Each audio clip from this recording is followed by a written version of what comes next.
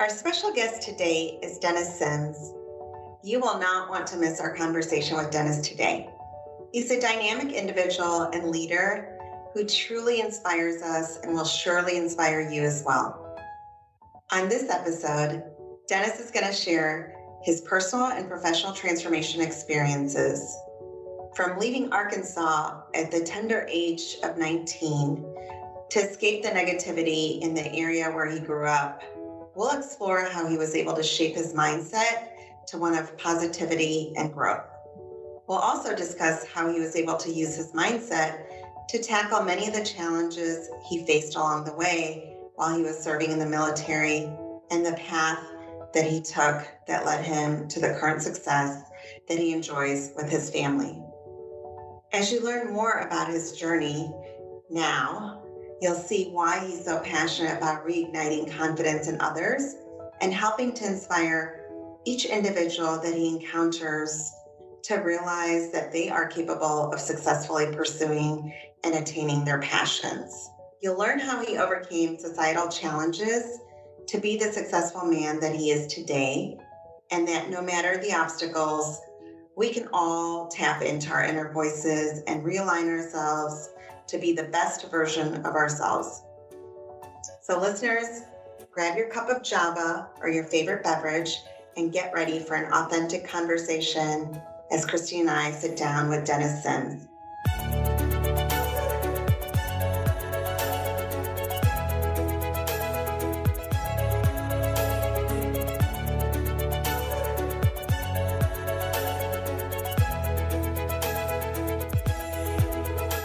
Dennis, thank you so much for joining us today.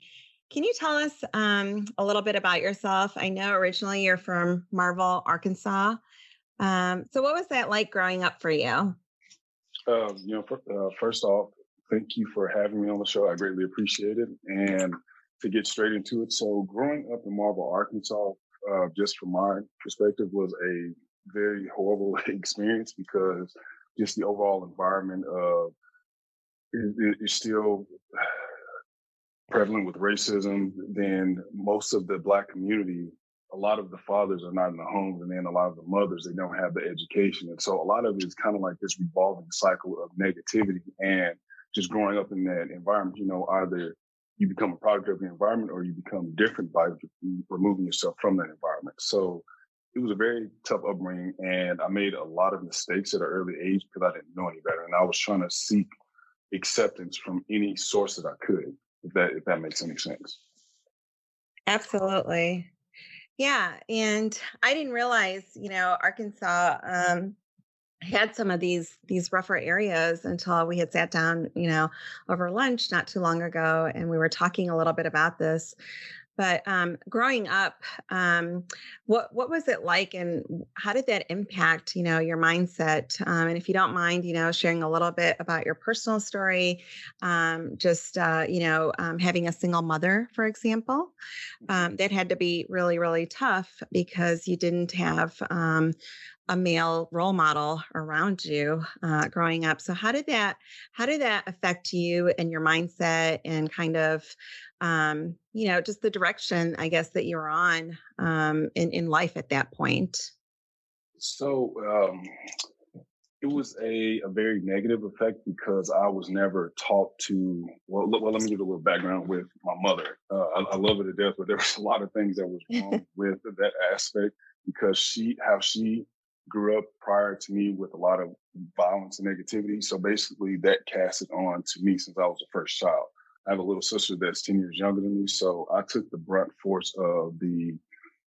She's very abusive. And I don't think that she meant it in a sense, but she didn't have control over what was going on in her subconscious mind. I guess I'll put it that way. So I grew up with a lot of self-esteem issues. I grew up just thinking that I wasn't really worth having because how I saw it, my father wasn't in my life and I have his name. My mother, she was there, but the emotional aspect wasn't. So I had to figure out a lot of things, how to regulate my emotions, how to just move throughout life. So that made it a lot more difficult than it actually had to be. And I'm trying to think, what was the second part of the question? Because I'm not trying to overextend it. Yeah, and how did that really impact you, as you were growing up? You said it affected, kind of your self-confidence a little bit. So how did that also impact your mindset in terms of how you basically, perceived like life at the time? Ah, okay, got it. So with how I perceive life, so I think with that, I just figured that since that's how I grew up, and most of the people around that they didn't have fathers or their mothers weren't really in their lives, I just thought it was normal. But my intuition, and I had this internal feeling. I don't know if it was God, my ancestors, just the spiritual beings, whoever that was guiding me to tell me that it didn't feel correct, the place that I was in. And it took me up until probably like the last couple of years to try to start to eradicate that negative thought process of everything that I grew up seeing that I thought was normal, that wasn't drugs, violence, the poverty, the horrible education system. I just felt like I was in a wrong environment. If that makes any sense. Absolutely. So part of the transformation for you really started from maybe an inner voice, if you like, within, um, telling you that you could be better, you could do better, that there was a bigger purpose for you out there. Is that right? Yes, because my like when I would see things on TV, I was a big reader as a kid, and I was just always dream a lot, but nobody really believed in my thought process or my dream, and so I just learned to internalize everything. And so when I would see buildings or cars or the highways, anything, I would think like, so all of this stuff came from somewhere. Where did it come from? And so that was just always my thought process. And for the more affluent people, the white people in the areas that had so much more than us, I would always think like, well, if they can do that, I can also. I just don't know how or who to begin to have those conversations with. So a lot of the things I just held inside internally, just basically kind of had conversations with myself about what I wanted to do and I just didn't know which direction to go. I like it. So it almost sounds like the beginning of this was really kind of asking yourself, questions of, why, how. Um, so I love that, by the way. And talk about the maturity too, of a child really kind of going through something like this. And many times people just automatically go to the negative, whereas here, you were almost questioning yourself in terms of not only the why, but then, what can I do to really make myself better. So how would you say, like, in terms of your life goals at that point when you were starting to question yourself at the beginning of your personal transformation journey, what kind of goals did you set out for yourself at that point? Did you have any goals, like to maybe go through university or get a certain kind of job? Did you have any kind of aspirations at that point, like big audacious goals that you started setting for yourself? Yes, I did. So initially, I wanted to be an architect when I was a child, but once I realized that I couldn't draw, I just kind of Xed that one out. But I didn't realize that you could do a lot more with a architectural background than just draw buildings. I didn't understand that at the time, but yeah, I wanted to be an architect. I wanted to be a surgeon. I also played basketball throughout. I say when I turned about 13 or 14, I started playing basketball. So I got good at it, and I had this ambition to go to the NBA at some point in Well, knowing how tall you are, I can see why. And maybe for our listeners, just so they can have a visual. time. Now, I know you're definitely like over 6 feet. So how tall are you again? 6'6". 6'6". I graduated high school. I was 6'4", so I kept growing. Christine, you and I are like way short compared to Yeah, Dennis. we're a little shorter than that. That's life great. life seems to be a lot simpler for people that are not as tall as me. Clothes are extremely hard to find.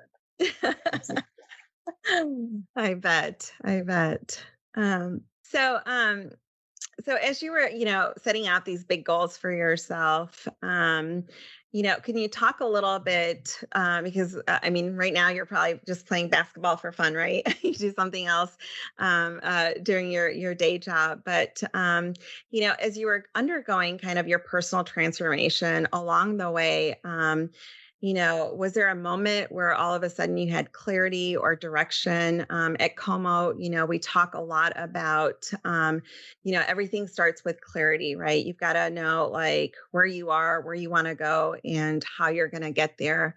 And for you, as you were going through again, this personal transformation, coming out of this rough childhood, kind of beating like all odds and overcoming your circumstances and really kind of starting to build a life for yourself as you were going through this self transformation. How did you go about finding clarity initially about what it is that you wanted to transform like in your life? To be honest, I wasn't really sure of that literally until maybe the last 3 or 4 years. And as I had mentioned earlier, I think my intuition just led me to where I am today because when I reflect, I have no idea how I got to this point in a sense. I knew what I wanted to try to accomplish. Even when I would hit a wall somewhere, I would just pivot and go a different route. And I guess I just went by faith. And I had a hard time believing in myself, but I still never stopped. And I think that's what helped me a lot. And I continue to educate myself and read. Like reading reading helped me a lot, a whole lot. And I was always intelligent as a child, but I really had no other way to actually hone in on that aside from reading. Because as I said, coming from that area, there's not much people wise and education wise for you to actually absorb. And then in the not the I would say the 90s, the internet wasn't too big, and so all I would do was just take books from school or just get books from the library or try to talk to teachers that seemed like they cared about me. And I think that's where some of the it's had a good effect on my life and a negative effect because with me seeking that um I don't want to correct me if I use the incorrect term, affirmation. No, it's Hmm. not necessarily affirm. I don't think that's the word, but approval. There we go. Seeking approval from other people because my thought process was so skewed about myself. There were people that did believe in me, and then there were people that didn't that tried to redirect my thought process because I would be dreaming way too big for somebody coming from such a small town, if that makes any sense. Absolutely. So, on the one hand, while you had clarity of where you wanted to go, a lot of times you would encounter folks that would set you back, and that happens oftentimes, even even like in the corporate world. Christine and I have faced that multiple times. Or personally, if you're again, using the analogy of being on a sports team, right? Mhm. Or maybe some of your peers are trying to, heckle you or whatever. But you still have to keep going. And as you were going through this difficult time, especially not having any immediate like family around you supporting you, cheering you on, that you could do it. How did you overcome that? Every time you hit one of those hurdles, like how did you get that approval within yourself to continue on and not quit at that point? How did you end up taking ownership, to ensure that you kept that end goal in mind, because clearly you did, with all that you've accomplished, in your career as well as your personal life so far. What was it? Was there something that that reminded you that you got to keep going on? Was there a person that inspired you? Was it something that you read in a book that said, "Hey, if somebody else can persevere in this way, so can I"? Did you have any reminders or tools that you kind of leaned on, to get that inspiration when you were going through that lull period, if you'd like? So I think there was a number of different things, especially like from the books that I read. And at first, when I joined the military, I used my little sister as a catalyst because I was the only male figure in her life, and so she basically saw me as her dad. So I basically raised her, and so at first that was my catalyst to try to keep moving forward when I moved from Arkansas to Texas. But I think subconsciously, all the things that I've accumulated, the information I've accumulated over throughout my life, kind of helped push me in just knowing that I don't want to go back to where I came from. And I know how anything any place I was in after that was a lot better than where I started. So me going in reverse was not what I wanted to do because I've seen so many people in Marvel, in Little Rock, or just in Arkansas, period, that don't make progress because they don't push. And even when I got to times where I'd almost quit or I was always alone, I'd cry, sit by myself, and just tell myself that I can do it. Even if I didn't necessarily believe it 100%, I would just tell myself that and just try a little bit more, a little bit more. Even if it wasn't 100% effort, it was better than zero. Absolutely. Absolutely. And just having, starting to get to know you and having heard some of your experiences during our previous dialogues, I know you're an extremely positive person. And aside from just having that positive mindset, is there anything else like that is like really key to you? You mentioned a little bit about, your spirituality and your family, but part of your values, are there any other key values that you really feel like are the anchors in terms of really helping your personal transformation journey? Just trying to be genuine and honest with myself because you can lie to everybody else, you can't lie to yourself. And so just trying to take that and be realistic with myself. I still fall, you know, daily, but I try to just hold myself accountable for it. And if not, try to reflect and see why did I not fail or why did I not push myself? Because a lot of the things that I have noticed about myself and probably a lot of other people is that we'll create these realms of like this reality to where we want to go, but it's like we'll hold ourselves back because as I've continued to grow throughout my life, I see that at this point there's nothing stopping me, even if there was somebody that was at the office that didn't want me to succeed, or somebody in the city, anybody. They're still Mhm. not going to stop me. They might slow me down, but they can't stop me. The only person that can stop me is myself.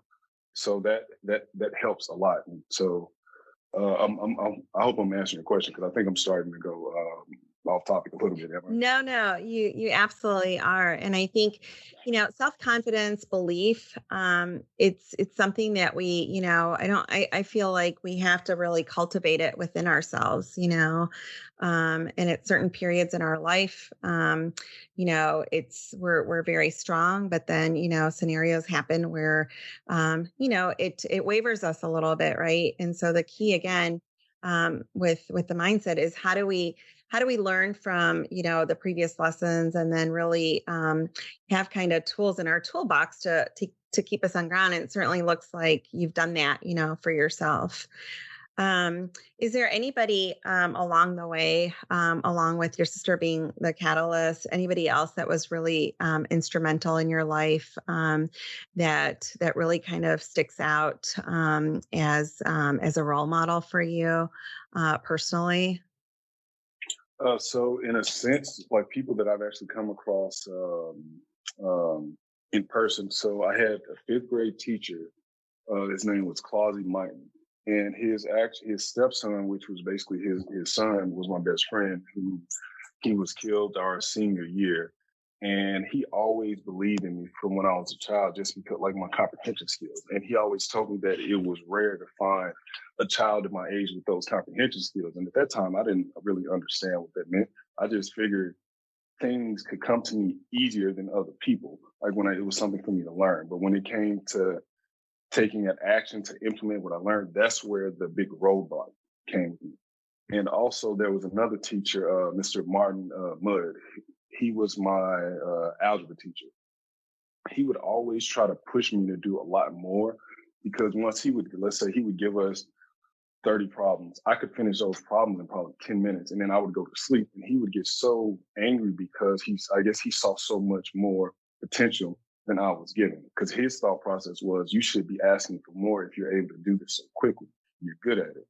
So I just didn't understand because everybody else was like, well, they were, BSing around, talking, throwing paper, whatever the case may be. And I just do my work and I'm done with it. And I try to blend in so I can feel comfortable with everybody else. I got tired of being that person that was always outcasted, if that makes any sense. Yeah, absolutely does. Well, I think it's incredible how you've been able to change your environment, along the way to really kind of shape the mindset that you have today, in terms of being able to achieve any kind of goal that you set out for yourself. Um, so let's segue a little bit into now, like the professional aspect. Tell us, what are you doing today? Like, after growing up in Marble, Arkansas, what happened next for Dennis? You want the short version or, or the long version? Well, we'll do the short version only because I know Christine has a lot of interesting questions for you, really around your professional transformation journey. So maybe just to give our listeners a little bit of context, just after growing up in Marvel, what was next for Dennis? Okay, so after I graduated high school, I went to the University of Arkansas Little Rock, where I majored in mathematics, and then I switched over to chemistry. Then, after being there for a year, that's where I found the opportunity to actually move to Dallas, Texas, well, rather Denton, Texas. And I moved up there, started working as a computer technician because the initial opportunity wasn't available because I wasn't old enough to drive service trucks for this company called G&K Trucking. Did Tel Vista for about 6 months. Then I decided I want to go back to college. I knew actually tuition was overly priced. So I decided to join the military where I became an engineer. And so once I did that went to basic training, AIT, I came back, I joined in the reserves. Then I went to University of North Texas where I ended up switching my major again to health promotion and I minored in business management. So, and just I wanted to throw this part in there because initially with that, my goal was to, once I graduated UNT, I was going to go to UNT Health Science School to become a physician assistant, work the grounds there for a few years, and then go into my master's in healthcare administration.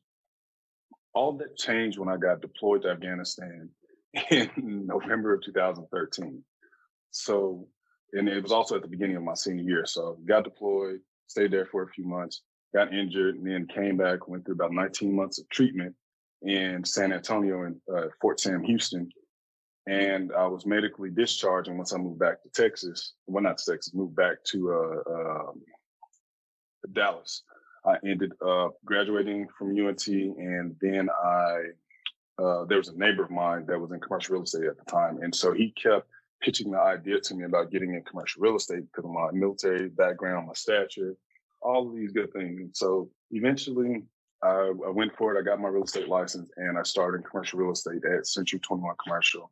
Stayed there for about 7 months, and then I transitioned over to where I am now at More Partners. And I've been here since March of 2019. Dennis, listening to your personal transformation story up to what we've just talked about so far reminds me of some of the characteristics. You said you're a reader, so I'm not sure if you've read this book. It's by Patrick Lencioni. It's called The Ideal Team Player. Have you read that book yet?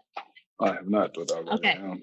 It's a good one, and I'll cut to the chase here. The three characteristics that he talks about in this book are people that are humble, hungry, and smart. And when I listen to you, I'm like, you have all three of those, and you've had all three of those, I think, your whole life. And I love hearing about you had this really challenging childhood, but you listened to that inner voice that told you that you could do something more, and you kept driving, and you said, you weren't going to let anything stop you. And I just that's really inspirational. And when I hear about you're graduating high school, I hear about teachers that have an influence. This is a shout out to our teachers also, because you guys may not know, but you're impacting, you're impacting lives every day. But here we've got Dennis, years later, talking about his fifth grade teacher. So teachers have such an influence in the lives of children.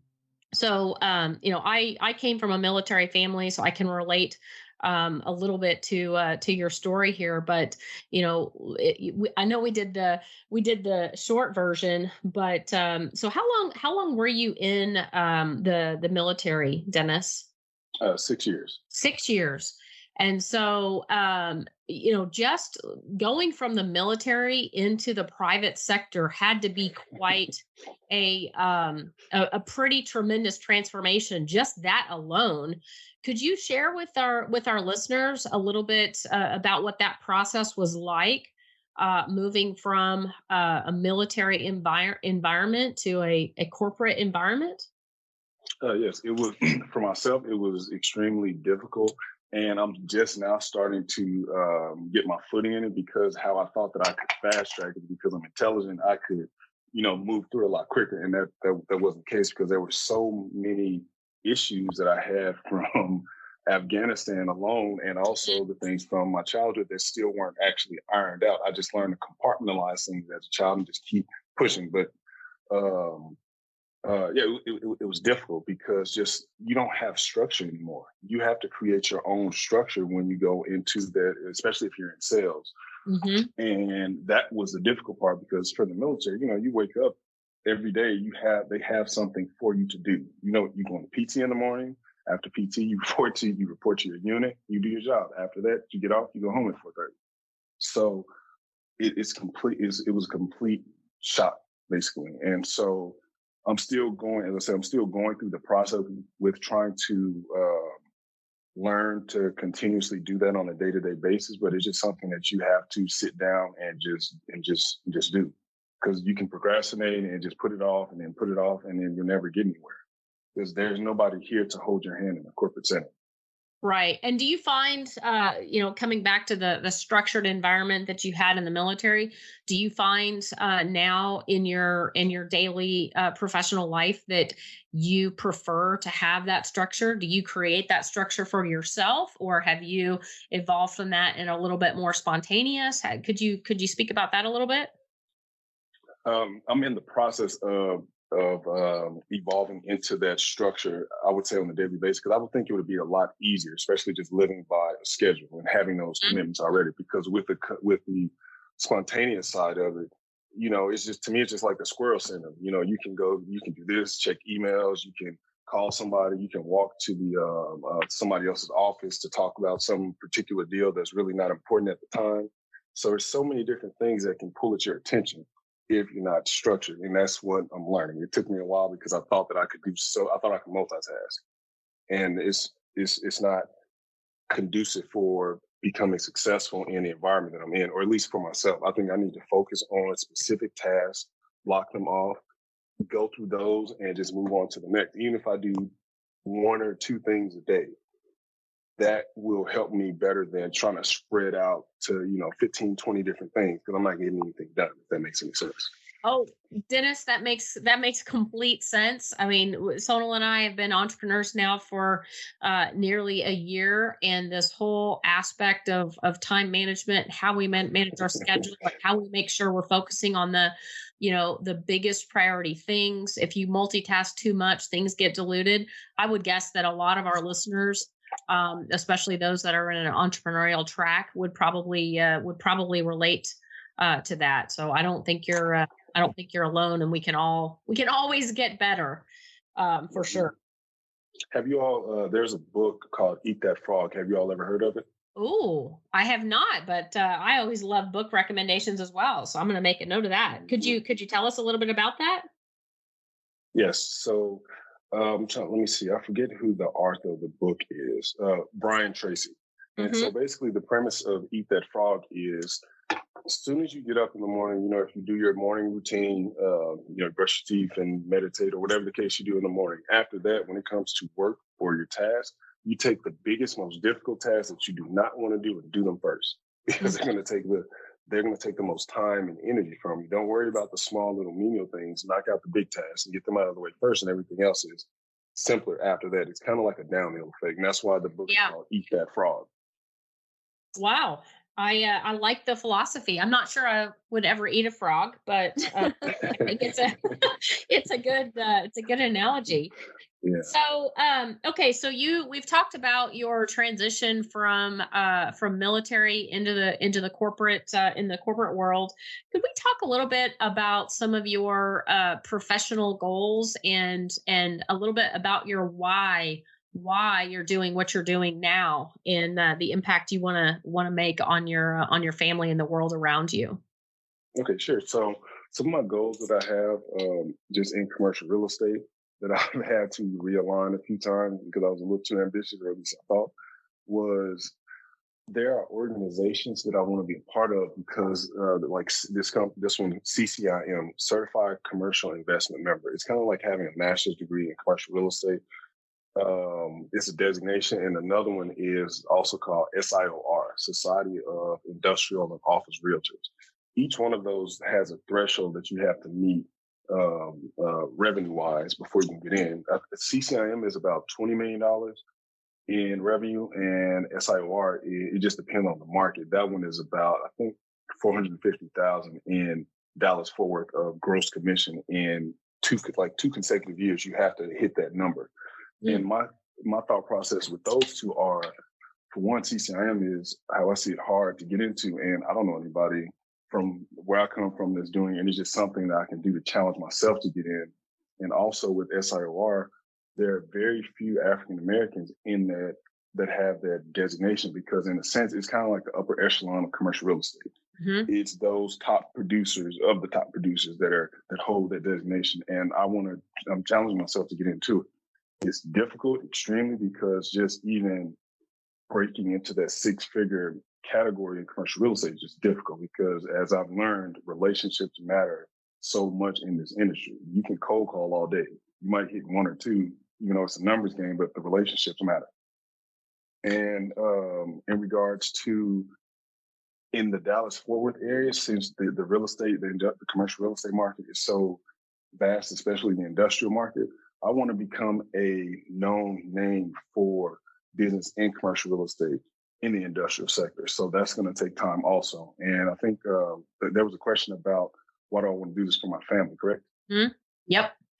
To me, for that, is to eradicate the generational curses that I've seen all of the males in my family go through.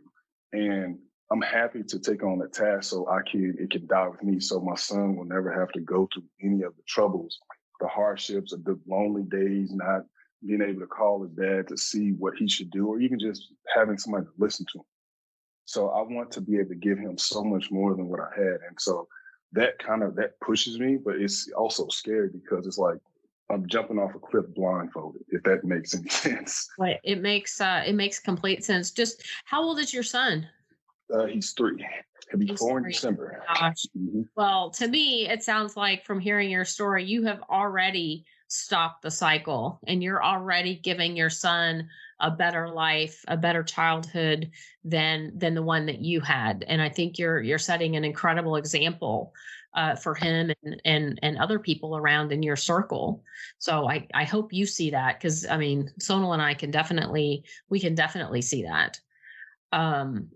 Something else that comes to mind when you talk about these certifications, something that I'm seeing in you, Dennis, is that you are really good at dreaming, and you don't ever let somebody tell you that dream or that goal is too big. I think you should you could keep that. I'm guessing it's part of that inner voice helping you with that. And I think you should go after those certifications. And, I would suggest, again, in line with our COMO values, and we start with clarity, dream in high definition. Like, really think about, what will your life feel like? What will your life look like when you break through that? And, I would just go for it. And it sounds like you are. And I wouldn't let any concern stop you, and keep going forward. And what else would I want to say about that? There's so much that could be said. I think it's incredible, though. And how long have you been in the commercial real estate market, if you will? So it will be 3 years this September. Okay. But once I switched from Century 21 to more partners, it was a completely different model, because anybody who hears Century 21, first thing that comes to mind is residential, not commercial real estate. So in more partners, we just do strictly commercial real estate, and we just do strictly tenant representation. And what that is, it basically, we represent businesses that are looking to occupy space. And so we represent corporate clients. So let's think AT&T, Vizient, think like larger corporations. We also do local transactions also, but we're nationwide. We do deals all over the world. So it was a completely different model. So you're talking about going from military to Century 21 to this. It was a lot that I had to learn, and I guess some of the mental roadblocks from overseas kind of got in the way, or I got in my own way. Yeah. Yeah, but you see that now, and I mean, 3 years for such a significant change. I think you're on the track, but you're still early days, and I think you've got a really bright future ahead of you for sure. So, as you look back at your professional career, are there any mentors or people that stand out to you that have really helped to influence you to pursue these big dreams of yours? Um, that's a really good question. I personally don't think so, because as I get further into the industry, the thought process that I had initially, it shifted some the more I learned about people and how they are in this industry. So now it's just things that I want to try to accomplish for myself. And I read books, and I'm Mm. very heavy on LinkedIn, and so I just take bits and pieces from everybody that makes sense to complete the puzzle that I'm trying to complete. If that makes sense. No, that makes a lot of sense. And I think the LinkedIn networking is good. Obviously, we met you through a networking forum there, so that's fantastic. You've had several transformations, and you seem to really embrace these big changes, and I think that is is a true testament for sure. I Yeah, try you not to, sure when things are sure. happening, I try not to think about them, because when I made the move from Arkansas to come to Texas at 19, I didn't have anything. But my thought process was, well, I don't want to be where I'm at, so I'll just leave. And so when I do things like that, I don't think about it. And Hmm. that's what helps me to push through it. And it might seem simple, but when I do think about it, I'm pretty sure you all are familiar with analysis paralysis. Oh And yeah. I'm really good at that, because I over analyze everything because of so much that I've went through. It's like, all right, I have to think about all of the different things that could go wrong. And I'm starting to learn day by day now that it doesn't matter. Just take a step and try, and just recorrect your course as you go. Because once I came back from overseas, that really derailed a lot of how my thought process went. Like it derailed way too much of it. Wow. You know what comes to mind for me as I look at this, and we're hearing your story, and I'm honored that you're sharing that with us and our listeners.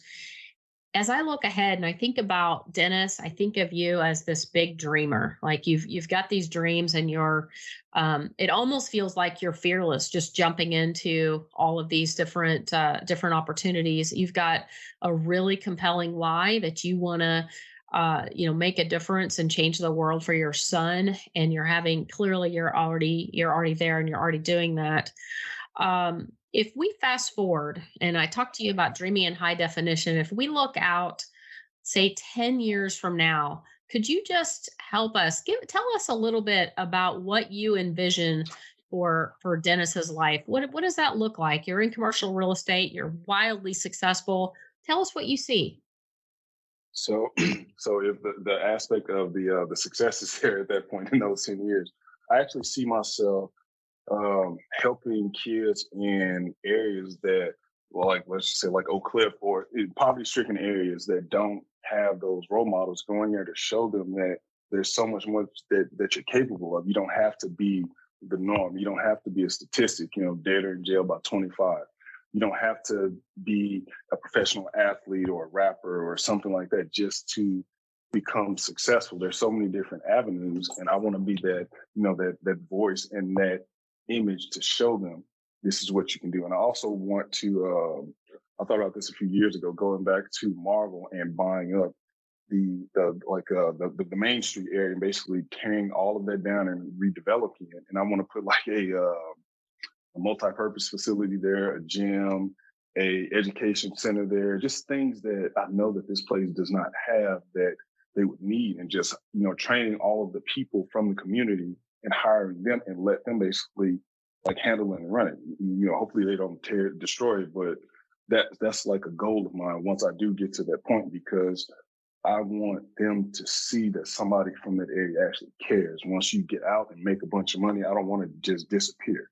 See, you just proved what a big dreamer you are. I can see that, and I look forward to reading or hearing about what Dennis and how you're transforming the city that you grew up in and making a difference in the lives of so many people. And I'll come back again to these three characteristics of the ideal team player, the ideal leader, which is humble, hungry, and smart. And I'm telling you, Dennis, that is you. And I'm really excited to see where you're going to go. And I love that part of your vision is giving back.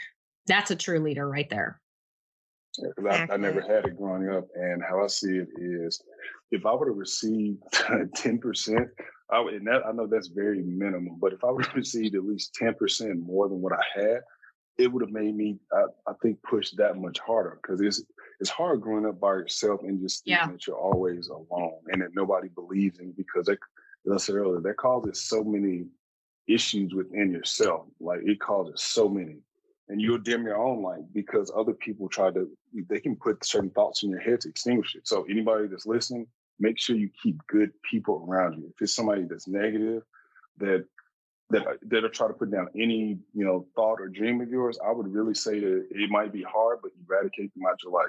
In a sense, I'm good at that. So take it a step at a time, because those people can cause so much confusion in your life. The world will confuse you enough. You don't need people that have access to that, that sensitive, that vulnerable part of you to make it worse, if that makes any sense. Because that's what I've tried doing for so long. And it just got easier for me to just move by myself, just move alone. So I don't have to worry about any other noise. Yeah, you're right. You don't want to allow toxic people in your circle, for sure. Now, I don't know if you've heard this saying, but when you look ahead in your life, in the coming years, your life will be the same, with the exception of the books you've read and the people that you've met.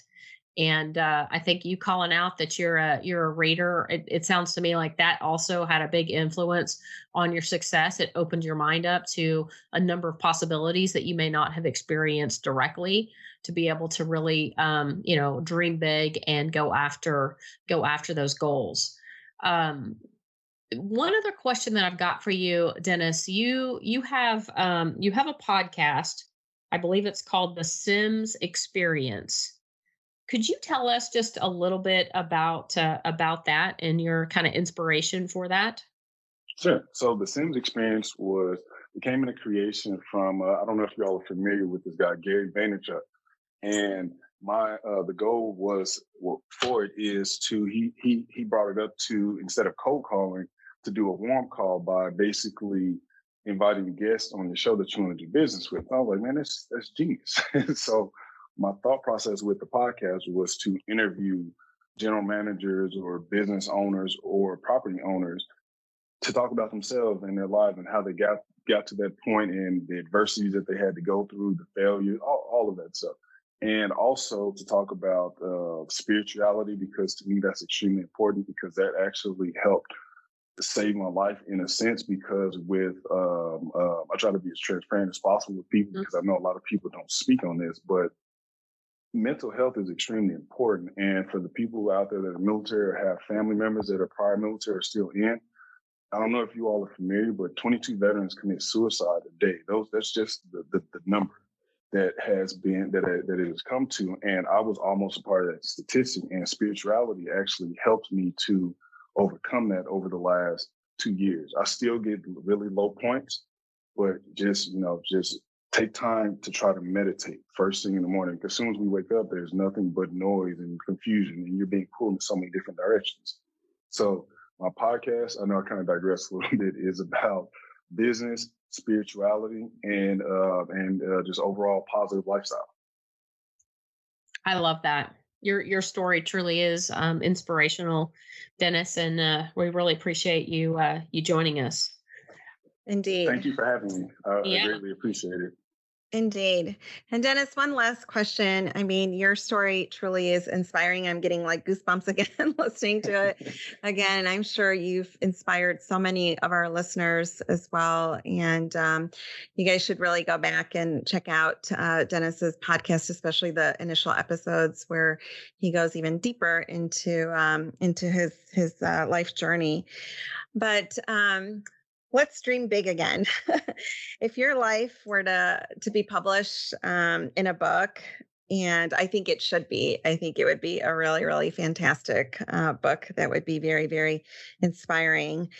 What would the title be, and what would be like the tagline or the book cover for that story? Hmm. What would the title be? No, that's something I don't know. I don't know. I don't want to sound cliche and say never give up or never quit. I don't always believe in yourself, but I don't know. That's a really good. That's a really don't doubt yourself. I think that could possibly be it. And I don't know from the image cover. Um, I'm going to tell you what comes to mind based on hearing your story. I'll tell you what I see, and it's kind of popular right now. I see on the left-hand side how it started, and on the right-hand side how it's going. And I see that you have already, come so far from where you started. that's a good point. So that's a really good point. You see, I minimize a lot of the progress that I made. I don't know why. I just always feel like I'm behind in a sense. And so I think that's a bad trait, but it can be used in a good sense if I utilize it correctly. But I just always feel behind. Like I haven't done enough.